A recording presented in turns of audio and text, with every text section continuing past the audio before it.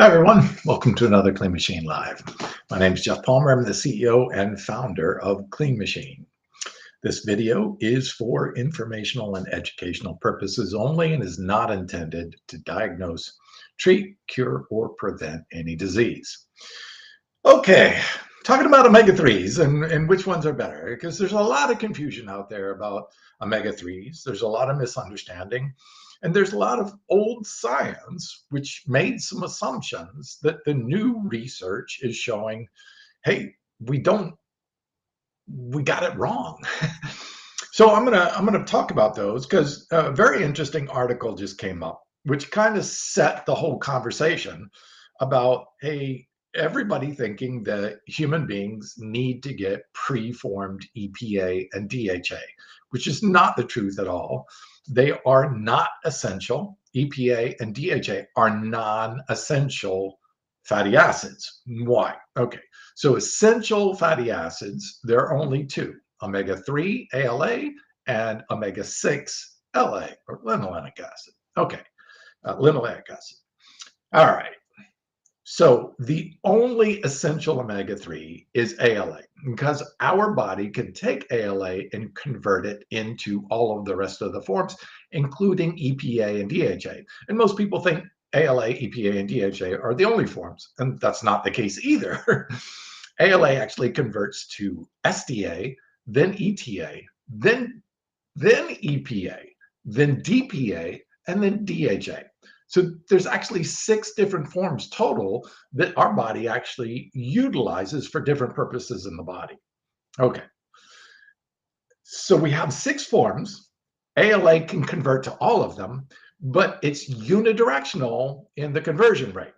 So we do not convert EPA back to ALA, SDA, or ETA, and we do not convert DHA, which is at the very bottom, back to any of the other 5 forms. So if you take DHA, you're not getting any of the rest of the 5 forms that our body actually utilizes for different purposes in our bodies.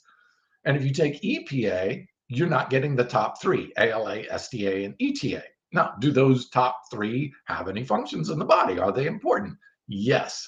There was a really great study showing that those with the highest amounts of ALA, SDA, and ETA, the top 3 forms that you cannot get from fish oil, you cannot get from EPA, DHA, supplementation, including algae. It is impossible. It doesn't happen. So this is the problem, that this ALA, SDA, and ETA was shown to not only increase fluid intelligence, but increase preservation of gray brain matter. Actual physical brain matter was maintained, because we lose a little bit of gray brain matter, our actual physical brain, over time. And ALA, SDA, and preserved it, whereas EPA and DHA did not. Now, we always think of DHA as important for the brain. All right, so let's get to that. So the big worry with omega-3 ALA is that it didn't convert well enough to DHA to supply the brain. Okay, that's not true, and we now have the research to prove that's not true. Why did they get that so wrong? Because they're measuring the conversion rate in the blood, and that is not where ALA converts to DHA. ALA converts to DHA in the liver, in the fat tissues, and directly in the brain.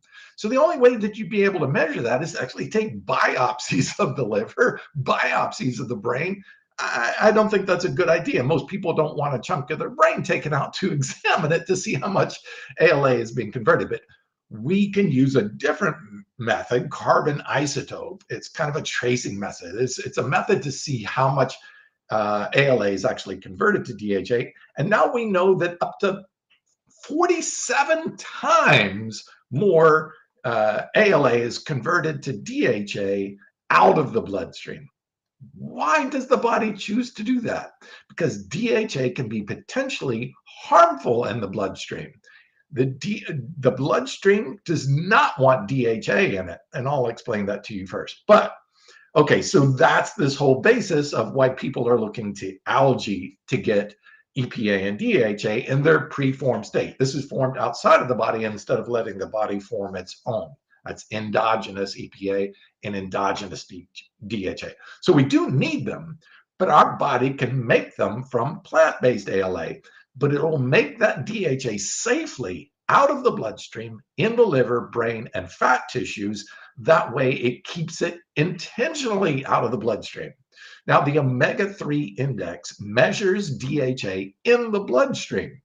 So this is where we got all the confusion from. When you take fish oil, which is preformed DHA, and you put it into the bloodstream, of course, through digestion, it's going to show up in the bloodstream.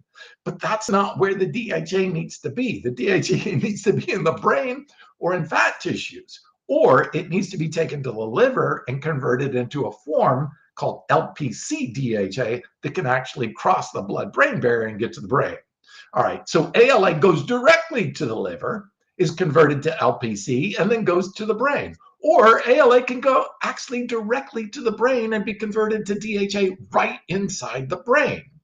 You do not need, nor do you want DHA in the bloodstream. Okay, so if they're still convinced that you need preformed DHA and EPA from fish, but they've come up with an interesting thing. So fish are getting wiped out of the oceans, and they're depleted so badly that in 2023, they actually stopped fishing altogether for the sardines, the fish that are mostly oily fish, where we get most of the EPA and DHA from. They were so low, they were afraid about them going extinct, wiping out their own source of fish oil for EPA and DHA. So they said, all right, well, let's start growing the fish in aqua farms on land. Yeah, that'll work. That way we don't have to harvest these fish out of the oceans and we control that. But here's the problem. You got to feed the fish so that those fish actually have EPA and DHA. So you got to go catch more fish out of the ocean to feed the fish in the aqua farms, these pellets of EPA and DHA, so that you have fish from the aqua farms to actually sell EPA and DHA oil. Well, that doesn't make any sense. You got to catch fish to feed fish and to get the oil. That makes no sense at all. All right, so aqua farms are not sustainable because you still are getting your EPA from the fish, which are originally getting all that EPA and DHA from algae in the water. So they said, okay, why not just use algae? But algae has preformed EPA and DHA, just like fish oil. And putting that preformed DHA can have a lot of negative side effects. And I'm going to show you those in a second. But at first, I want to get to this study. I'm going to go ahead and pull it up on the screen here. Okay, so this study is looking at a seed oil called Camelina. Now, Camelina is a genetically modified plant. So they took genes, basically, that would produce EPA and DHA and transplanted them into a plant.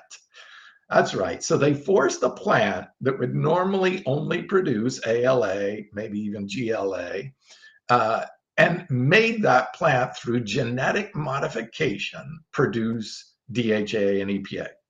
Now, they can do this because it's a genetically modified plant and produce a lot more oil and do it a lot more effectively. And I thought, well, this might be interesting because it could actually replace fish oil. And that's exactly what they were looking at. They know the end is near for fish oil. It is not sustainable. The demand for fish oil is going up, up, and up, and the fish supply is going down, down, down.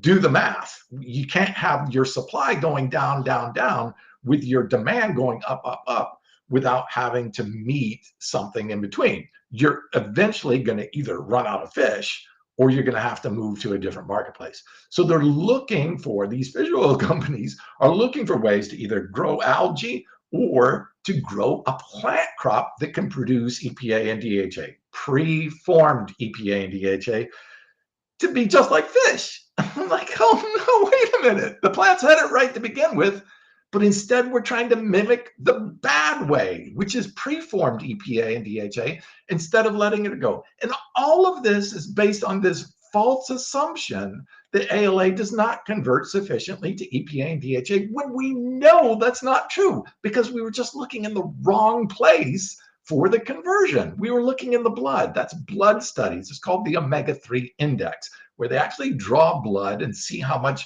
DHA is in the blood. Well, almost no ALA converts to DHA in the blood because our body doesn't want that to happen. So let's jump into that. So they showed actually in the study that camelina oil, this genetically modified seed oil, is effective as fish oil for increasing EPA and DHA concentrations in humans in the bloodstream. So once again, we're seeing they're just trying to mimic fish oil, and they can do so a lot cheaper. Well, that's a good thing for the fish because at least the fish won't be harvested for people to get their EPA and DHA, but they're still mimicking a bad method. They're looking at EPA and DHA in the bloodstream rather than in the tissues where the real conversion happens. Okay, so let's look at what that looks like. So this is a picture of what happens to ALA when it goes into the digestive system. It is circulated through through our circulatory system, our blood, which is then taken to the heart, where the ALA can be converted to EPA, which is beneficial to the cardiovascular system. That is all the vascular system, the heart, and everything in it, the lungs. And then it is taken to the brain, where it can cross the blood-brain barrier. We know this because ALA increases brain-derived neurotrophic factor. And the brain gets excited when it has fats it can use, and it produces BDNF, this neurotrophic factor that helps heal the brain, grow new neurons, and keep it healthy. ALA goes directly into the brain. The only other one that does that is EPA and DHA. Okay, so some of it can be stored in adipose tissue, which is fat cells. The rest goes to the liver. The ALA goes to the liver, and where it's converted to a form called LPC-DHA. This is lysophosphatidylcholine DHA. This is attached to a fat that allows the fat transport in our brain to pull that in. So it's like having key to a door. You got to have that specific key. This is where triglyceride DHA, which is found in algae and in fish oil, does not do that very well. It actually needs to go to the liver first. ALA goes directly to the liver. That's why you don't see conversion of ALA in the bloodstream, because it goes directly to the liver, converted to LPC DHA, then it can cross the blood-brain barrier in the brain. Okay, so that's the imagery of it. Now, how much of that is actually happening? Well, let's put up this screen. So we now have evidence through a different form of tracing, a different form of tracking it, that 47 times more ALA is actually converted in the liver, in the brain, and the fat tissues than in the blood. 47 times. This supplies way more than the brain could even use if we're getting sufficient amounts of ALA. And ALA is in all the food. It's in fruits and vegetables and nuts and seeds, and even dark greens contain ALA too as well. So you're getting it everywhere in a plant-based diet. Now, up to 70% of our total omega-3 intake comes from plants in the ALA form. So even if you're on an omnivorous diet, you're still getting most of your omega-3s from ALA. So why wouldn't you want it to be converted to DHA? Well, interestingly, when you consume, oh, there's my kitty. Oh, thank you. When you consume DHA in its preformed state, like from fish or algae, this sends a signal to our body to stop producing any DHA in the liver. So if you're consuming this abundant source of ALA through all the plants that you're consuming, beans, grains, greens, fruits, nuts, seeds, all these foods with ALA in it, 70% of your omega-3 is ALA form. If you put in DHA, it stops the whole process. Now your body stops converting ALA to DHA in the liver. So you can actually reduce the total amount of DHA conversion in the liver, which is the one that takes it to the brain and makes it efficient. You can even halt that by consuming preformed DHA in fish or algae. I mean, like, seriously. We have it so backwards. All right, let's look at the research, and instead of me just talking about it, let's look at this. But before we get started on that, the GM. Okay, so this GM crop of camelina. Some people think, oh, well, that's good. We can get preformed EPA and DHA from plants. Well, it's better than fish for sure, but because it's genetically modified, are there issues with it? Well, the very first one is that it's sprayed with this pesticide, herbicide called glufosinate, glufosinate. And if it sounds a little like glyphosate, it's because it's very similar in its activity. All right, and we know the dangers and the risk of glyphosate, and there's even major lawsuits on it right now. So they took a look at the study and they found, hey, what happens when people get too high a dose of glufosinate? Well, as you can see right on the screen there, severe central nervous toxicities such as stupor, coma, seizures, and amnesia. Yay, that's what I want sprayed on my omega-3s. If I'm trying to help my brain through omega-3s, why would I want to leave myself in a coma or seizures? Oh my God, human beings can be so stupid and short-sighted. All right, but does this have any effects on humans? Well, this is too new. This has barely been even approved as a crop for human consumption.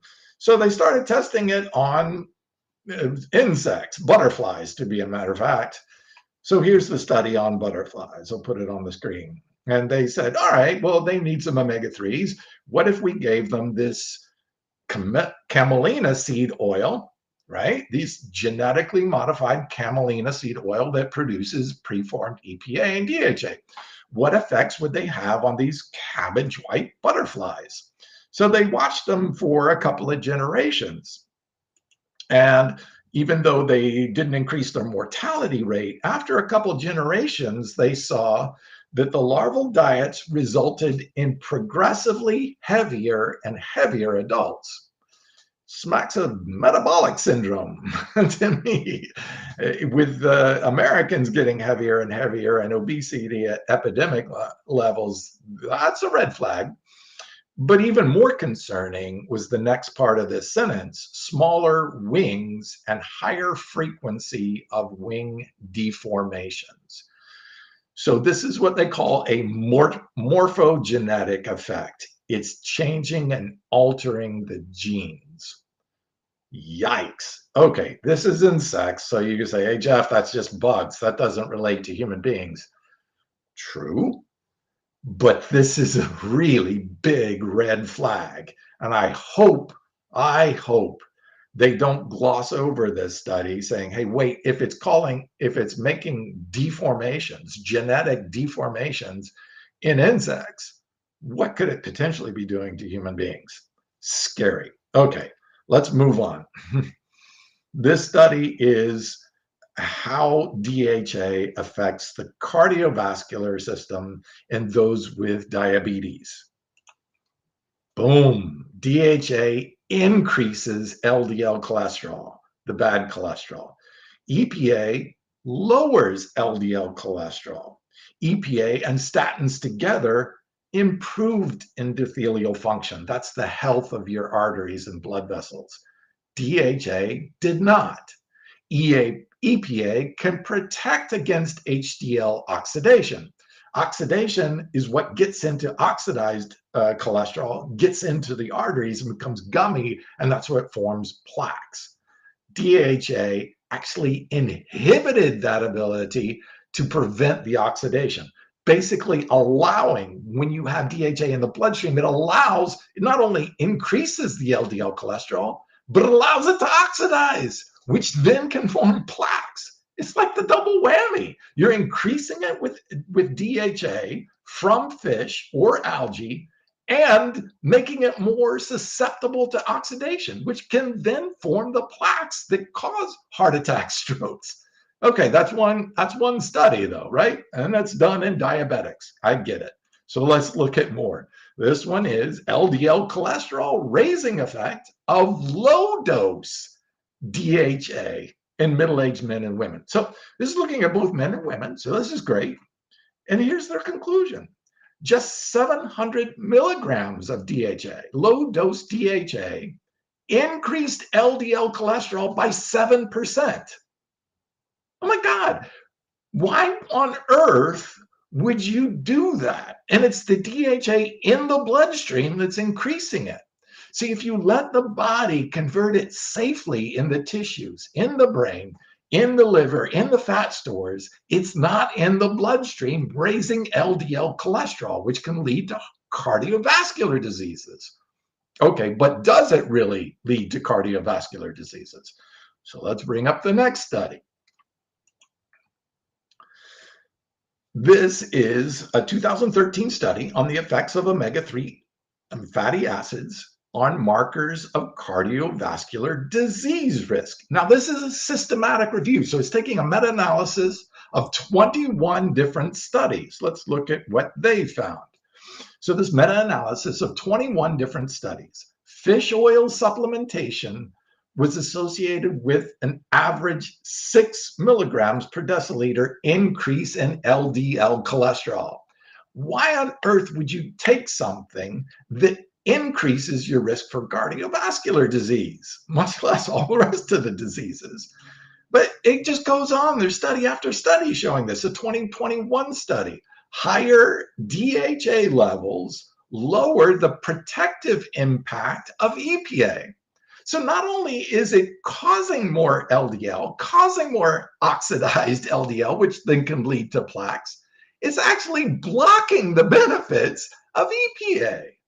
Oh my God! So this one is called the MACE study. What is MACE? MACE stands for Major Adverse Cardiovascular Events, like a heart attack.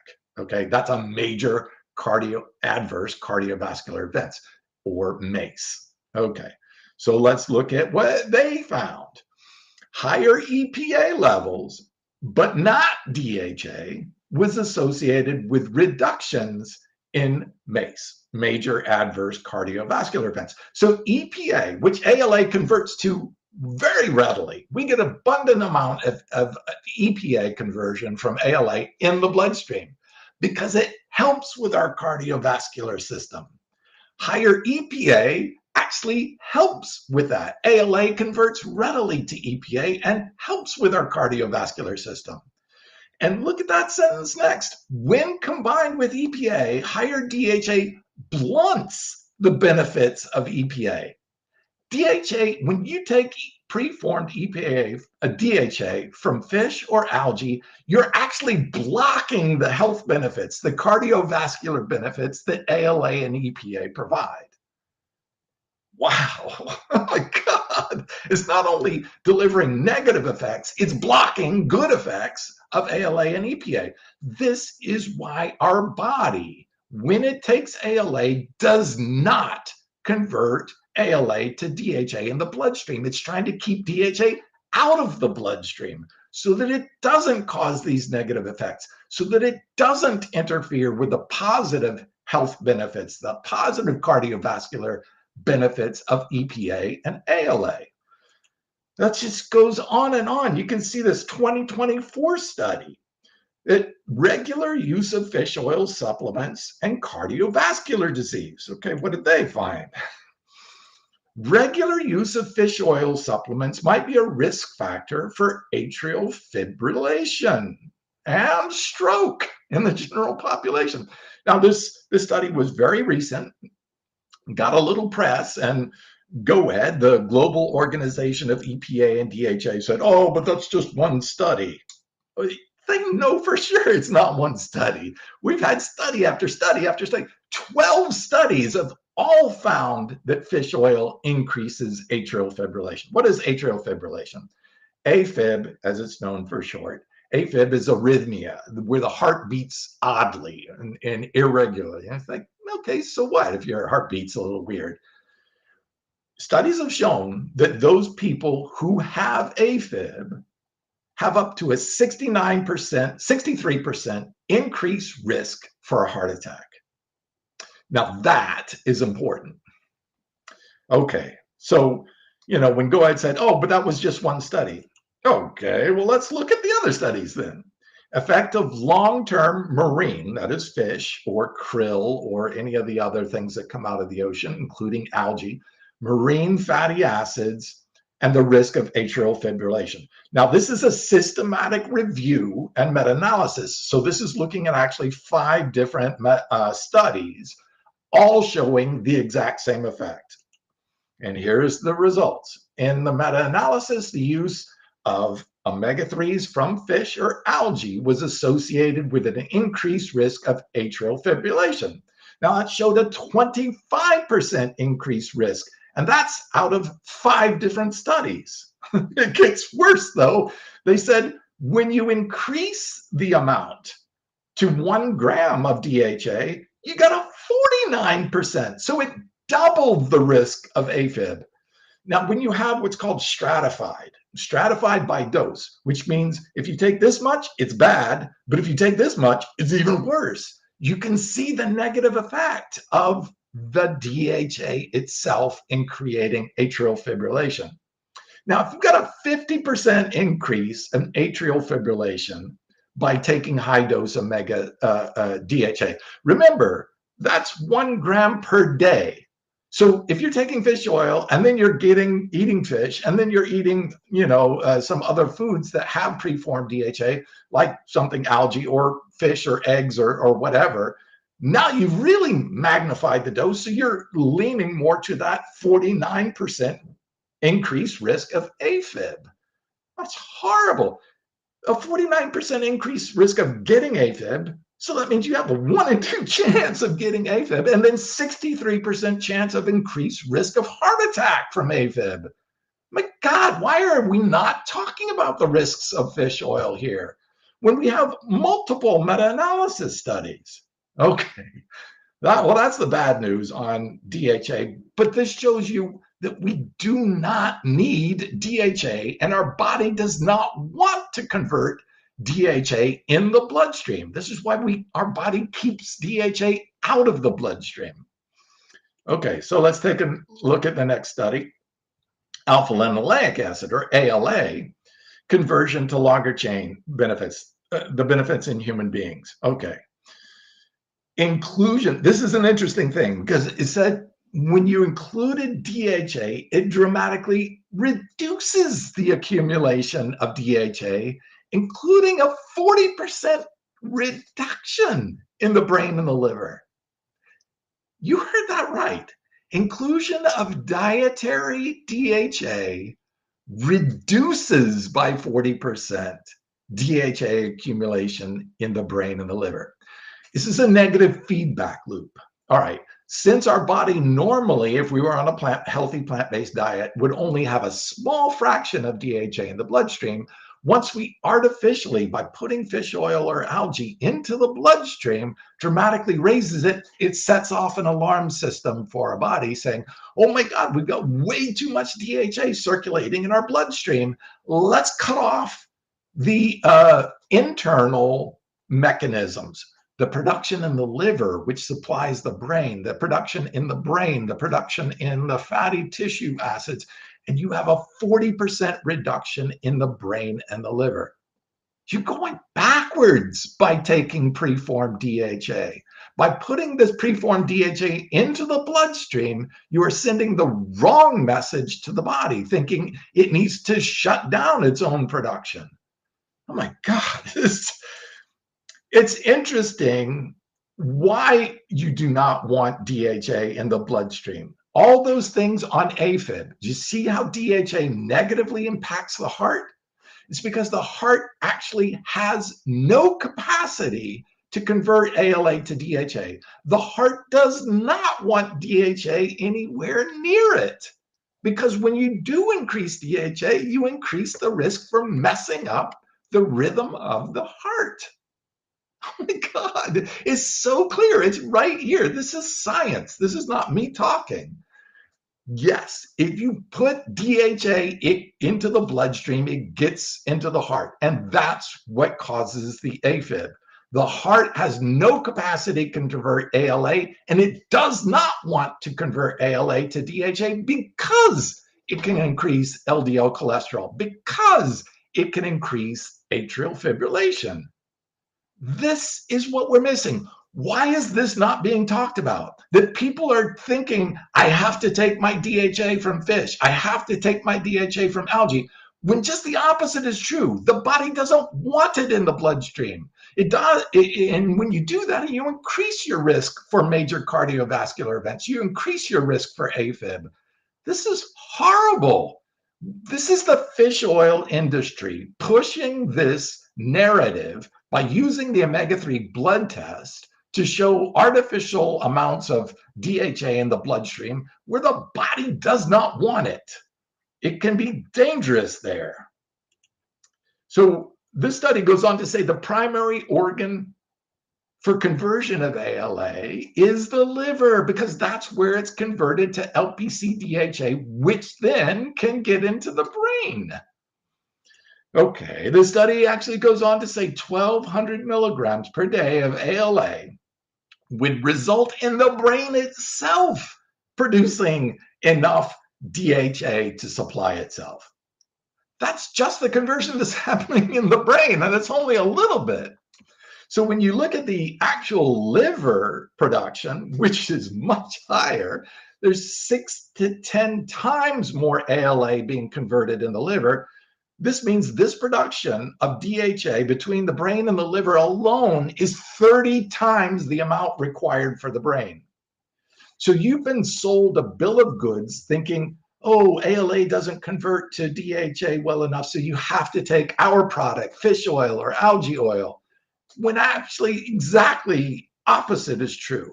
You do not want DHA in the bloodstream, so taking preformed algae or fish oil DHA can be dangerous for you.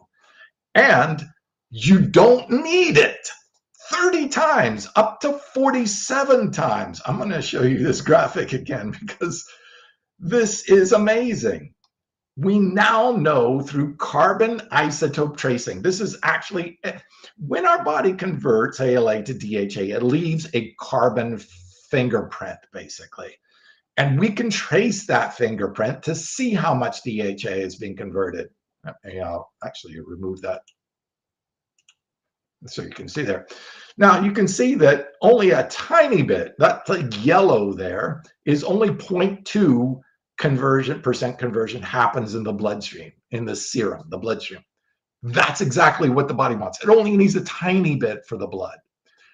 And then you look at the liver producing 1.6%, and the rest of the body, including the brain and fat tissues, 7.7%. So a total of 9.5% is included.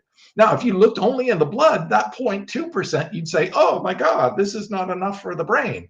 But when you look at the whole body's conversion of DHA, it's 9.5%, which is way more than the brain can even use in a single day.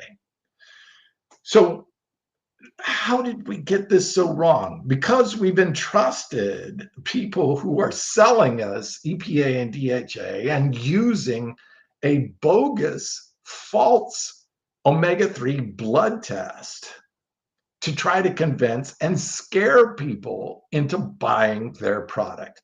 This is marketing. This is not science. When you look at the science, it's not there. Okay, but it continues on here. This study, 2021 study, looked at the types of polyunsaturated fats. It's a NANA study. It was a huge study over a long time period too. And they found that only ALA correlated to lower cancer death risk, not omega-6, not EPA, and not DHA. And remember, by taking EPA and DHA, you get 0 ALA. When ALA is the thing that's actually stopping cancer cell growth. ALA actually converts to EPA, and ALA and EPA together increase and improve cardiovascular health, where DHA decreases it, blocks the benefit, increases LDL cholesterol. Oh my God, why on earth have we been so convinced? Why are the doctors not stepping in, reading all this research and saying, stop taking that DHA, stop taking that fish oil. It could potentially cause heart attacks and strokes and AFib. Why are they not talking this way? Why are they all convinced out of this fear campaign of the fish oil industry to try to convince people to take algae or fish because there's this conversion rate when they know it's not happening in the blood? They see the same studies I do. They're lying to you to try to keep you afraid, and a fear-based marketing campaign works very successfully. People get scared enough. Oh, I got to protect my brain. Oh, look, I haven't taken any EPA or DHA in its preformed state for over 40 years. If it were true that I didn't convert enough, I'd be dead right now. 40 years, zero consumption of DHA. And thank God I haven't, because at 61, my arteries are clean as a whistle. Okay.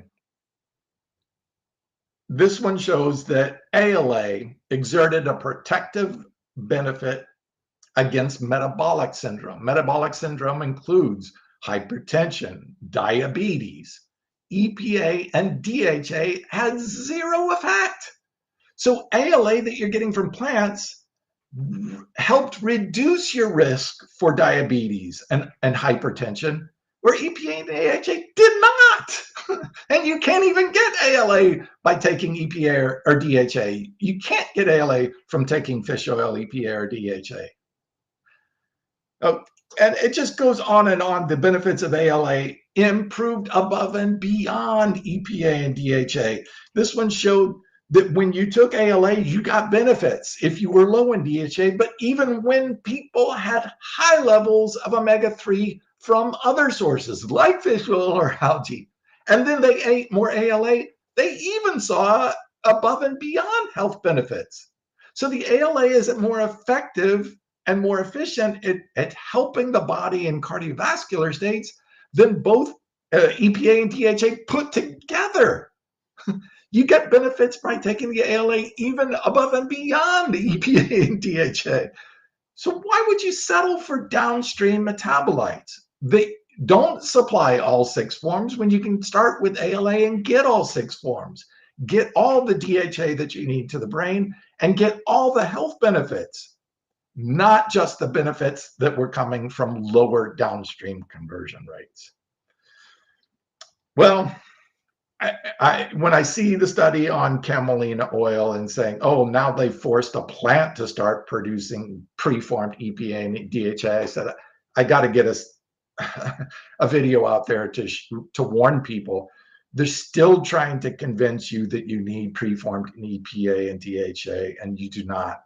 Look, there are genetic variants, some people with genetic variants that don't convert that very first step very well. That's why I produced ahi flour, because ahi flour bypasses that rate limiting step. So even those with genetic variations like ApoE4 or other SNPs, polymorphisms, these are changes in the genetic profile that don't produce that first enzyme called delta-6 desaturase that converts ALA downward. Once you get past that, that's called the rate limiting enzyme step. Once you get past that to SDA, well, then the rest happens. There's no genetic polymorphisms, no genetic variations that you would need to be concerned about. And that's why I brought ahi flour together. That's why it won the Nexty Award right there for best new ingredient of the year, is because ahi flour is the richest source of SDA of any plant on the planet. And let me just show you how it stacks up to flax oil. Let's put that up on the screen. This is a head-to-head conversion rates with against flax, and you can see ahi flour clearly, significantly outperforming flax oil, the #1 most commonly used source of omega-3 in the plant-based kingdom. Ahi flour blows it out of the water. In every single measurement, ahi flour was more efficiently converted, more efficiently utilized, more bioavailable in multiple human studies. So that's why I wanted to give some people, make sure everyone out there, so you don't have to go out and get an expensive genetic testing to find out if you have this genetic variation where you don't convert very well. Ahi flour takes care of that for you. Its high amount of SDA bypasses that rate limiting step, and make sure that anyone, that's why I call it the universal omega-3, because anyone and everyone can take it and get benefits from it. Well, I hope you enjoyed this video. And if you did like it and want more, obviously all of the studies and all the links I put up on the screen for you so that you can stop the screen anytime and look up those studies. And I encourage you to read them yourself. Don't take my word for it. I'm just a guy on the internet. Read these studies. And once you understand what the body is trying to do by keeping DHA out of the bloodstream. One last study I'll leave you with. They looked at dolphins. Oddly enough, they are mammals, but they are in the ocean and eating fish. That's what they eat all day long. So their amount of EPA and DHA intakes are, 50 times the amount of human beings.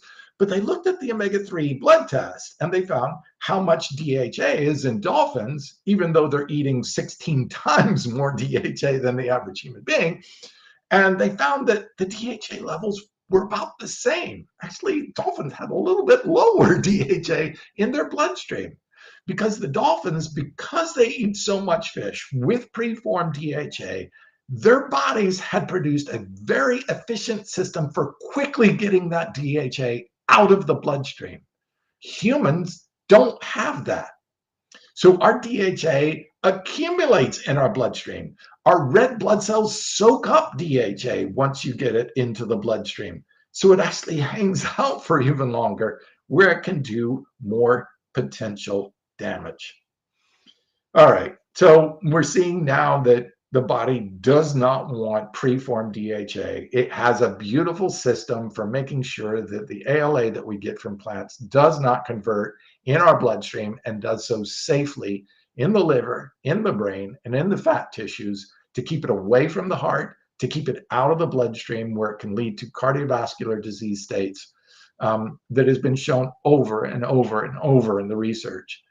But again, don't take my word for it. Read the research, educate yourself, and then please pay it forward. I really want to see people stop potentially harming themselves. I've had several people who said, Geoff, I watched your video on DHA and I've been taking algae DHA and had really high cholesterol levels. As soon as I stopped taking the DHA, my cholesterol levels dropped 6 to 10 points. And I've heard that over and over from people who have seen my videos on it. And, to think that vegans out there who've got this amazing health benefit of a plant-based diet, lower risk for cardiovascular disease, are taking this DHA out of fear by even the plant-based doctors out there who are saying, oh, you got to take your algae DHA. And they could be increasing their own LDL cholesterol and putting themselves at risk for cardiovascular disease when you got such an amazing plant-based diet that is reducing your risk, and you're taking algae out of fear, not out of science, out of fear, and it's hurting or harming you or putting you at potential risk. Wow. I hope more people see this. I hope more people read this research. We need the plant-based doctors and all doctors to start heeding the call and get out of this marketing spin by the fish oil industry that is trying to convince people to kill steep eating this. We're wiping out the fish in the ocean. We're scaring people into taking something that not only do they not need, but can potentially be harming them. It's time to make a change. It's time we start telling the truth about omega nutrition. The study, the research is there. I'm writing an entire book on it. And I'm just really excited about getting all of this information out into the mainstream so that more people understand what they're doing. I want to empower you to help you make the best decisions. I'm not telling you what to do with your life. That's up to you. What I do want to do is share enough information so that you make an empowered and educated and informed decision for you to make the best choices for your health. Thank you for watching. We'll continue to bring you the science, cut through the noise, and leave you with the research so that you can do the work and find out what's best for you, for your health. I want to see you thrive, and I want to see you here for your families, for those people who care about you, and so that you can enjoy life well into your 70s, 80s, 90s, and beyond. Thanks for watching.